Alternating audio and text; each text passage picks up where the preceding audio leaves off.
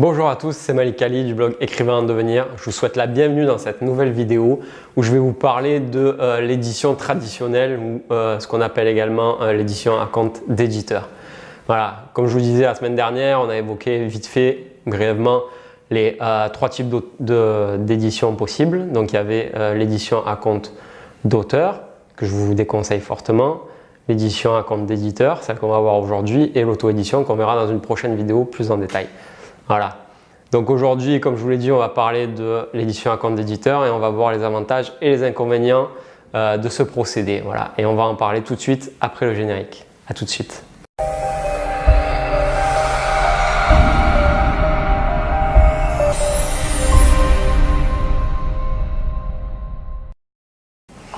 Ok, donc c'est parti pour l'édition à compte d'éditeur. Donc dans les avantages, moi ce que je trouve intéressant dans ce procédé, c'est que vous avez un accompagnement qui est assez pointu dans le sens où donc vous allez, une fois que votre livre est accepté, vous allez avoir une série de processus d'échange avec la maison d'édition.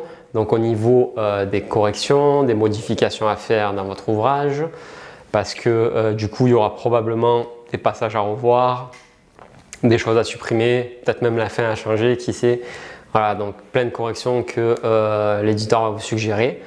L'autre avantage, c'est qu'ils ont toute une armée, toute une batterie de gens qui vont repasser sur votre livre et qui vont regarder s'il reste des coquilles ou pas, ce qui fait que vous êtes quasi sûr à la fin de vous en sortir presque sans aucune coquille.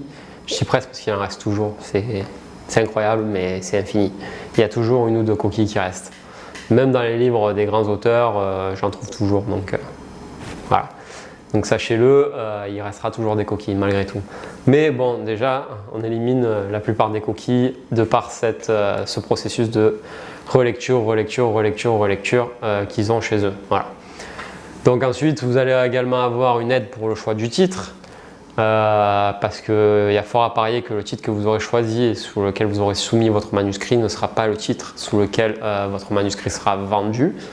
Il y a de grandes chances qu'il change, qu'il modifie le titre, parce qu'il faut dire quand même que le titre c'est quand même l'aspect le plus important, un des aspects les plus importants de votre livre, parce que c'est ça qui va attirer la curiosité du lecteur, c'est ça qui va faire que le lecteur va venir vers votre livre et qui va choisir ou non de le lire. Voilà. Entre autres, il y a ça, et puis la quatrième de couverture, voilà, qui elle aussi va être peaufinée par les soins de l'éditeur.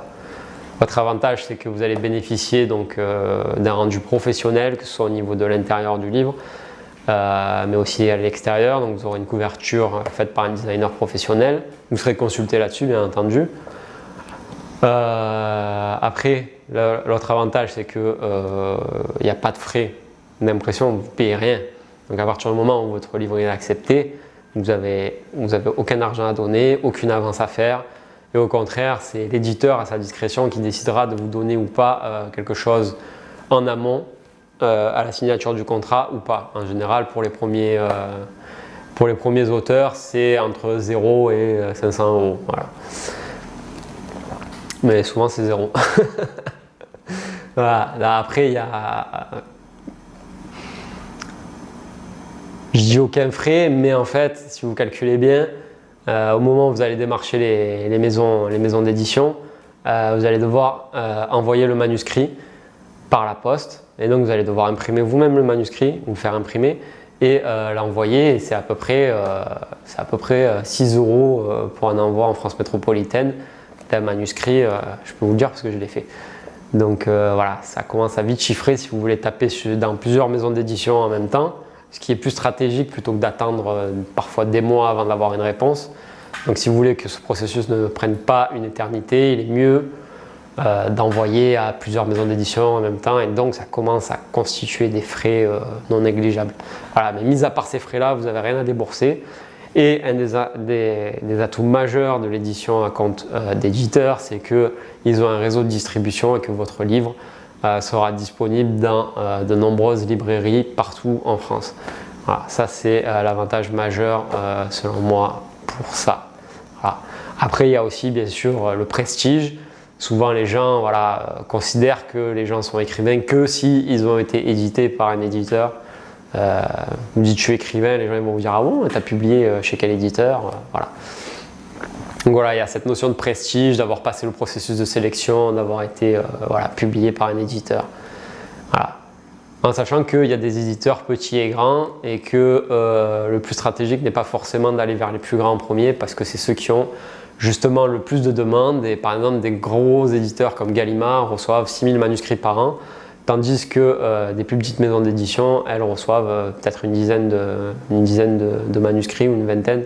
Voilà. Et elles ont des collections qui sont plus petites de quelques dizaines de livres aussi. Voilà.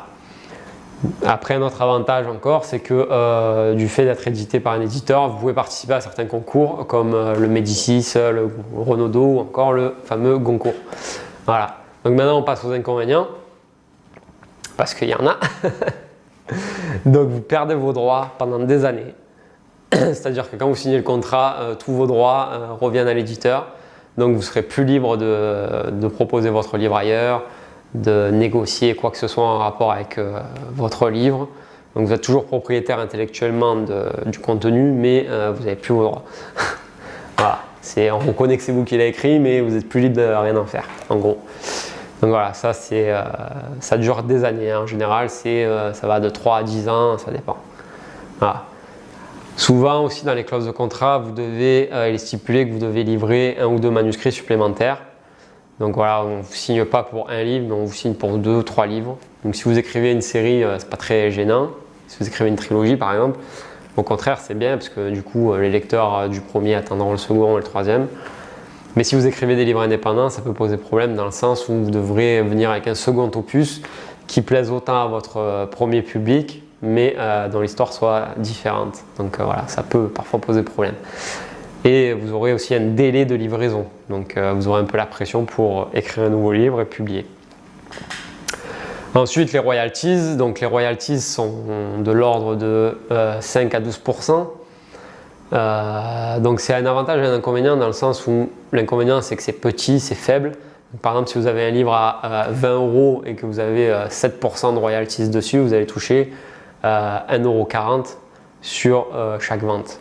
Voilà. Après, comme c'est des royalties, fiscalement c'est intéressant parce que vous n'allez pas être imposé à hauteur des 7000 premiers euros et après vous commencez à être imposé mais de manière intéressante on va dire. Pas comme si vous étiez taxé sur votre travail ou sur autre chose ou sur des ventes directes.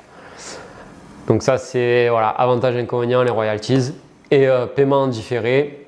Donc c'est-à-dire que vous serez payé que 1 an après, 1 an et demi après la mise en vente de votre livre.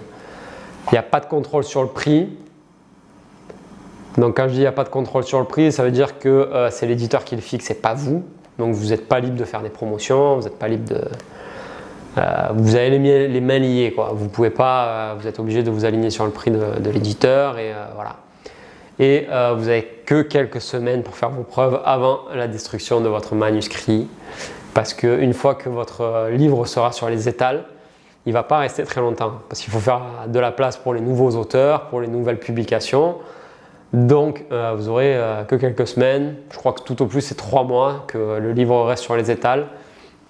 Votre premier tirage sera faible, il sera autour de 1000 exemplaires. Et en général, vous ne faites pas 1000 ventes d'entrée et le reste part au pilon. Donc tout ce qui n'est pas vendu est détruit. En général, en moyenne, c'est un tiers du tirage. Donc voilà, prenez 1,40 par livre et il y en a à peu près 350 qui sont détruits. Donc vous allez prendre peut-être un peu moins de 1000 € sur votre premier roman, à tout casser. Voilà. Mais si vous vendez 1000 exemplaires, ça sera un vrai succès d'estime pour un premier auteur. Enfin voilà quoi. Donc je pense que j'ai fait le tour de ce système. Donc n'hésitez pas si vous avez des questions supplémentaires à me les poser dans les commentaires, j'y répondrai avec plaisir. Et donc j'espère que cette vidéo vous a plu. Et comme d'habitude, vous êtes libre de recevoir mon guide Comment écrire et être certain de terminer son roman en cliquant sur le lien que vous trouverez dans la description ou en cliquant sur le petit bouton information juste au-dessus si vous me regardez sur YouTube. Voilà, donc n'hésitez pas à me faire part de tous vos commentaires et à me dire si cette vidéo vous a plu ou pas. Et je vous dis à très bientôt pour la prochaine vidéo, on parlera de l'auto-édition plus en détail. À très bientôt. Bye bye.